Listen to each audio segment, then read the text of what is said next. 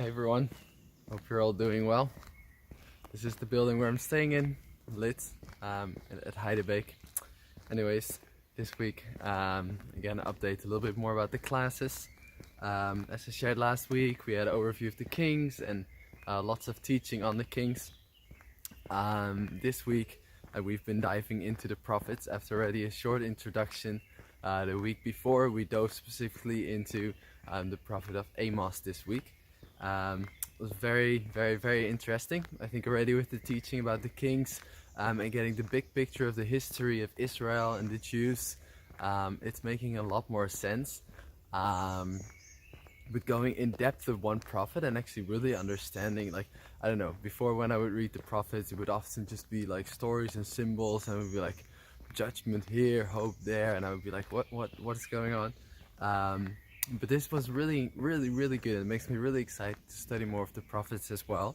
But getting the big picture of Amos, we just see that, like, actually where, like, I think nowadays we see lots of organizations standing up that go for social justice, and like this can be Christian organizations but also non-Christian NGOs. But in Amos we really see that justice is birthed in the heart of God. Like, God is a God of justice, and like, though He has grace and He has lots of mercy on His people, in the end He also desires and will bring justice. And so we see in a way a lot of judgment in the book of Amos, but the judgment is often towards people that suppress the poor and the needy. God is not saying that it's bad to be blessed and it's bad to have money. But if we have money and we have power and we use that to oppress people and to just get more, that is not justice, and that is not what God desires. And so what we see in this book is that God addresses the rich people in Israel, and He tells them to turn around and to not oppress the poor, especially those that are already in a position that they cannot do anything else but then to work and to give to these people, to give the taxes, etc.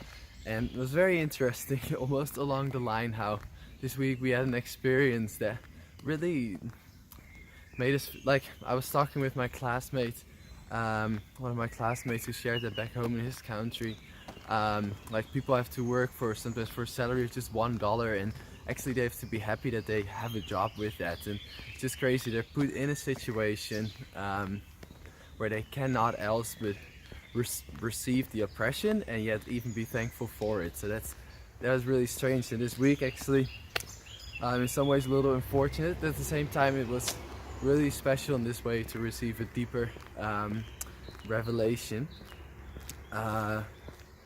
We were selling our car and there was a certain amount that we hoped to receive for the car, and we were trying to sell it, and at the same time the export license on it's a long story, but the export license on it was expiring, and we just needed to sell the car.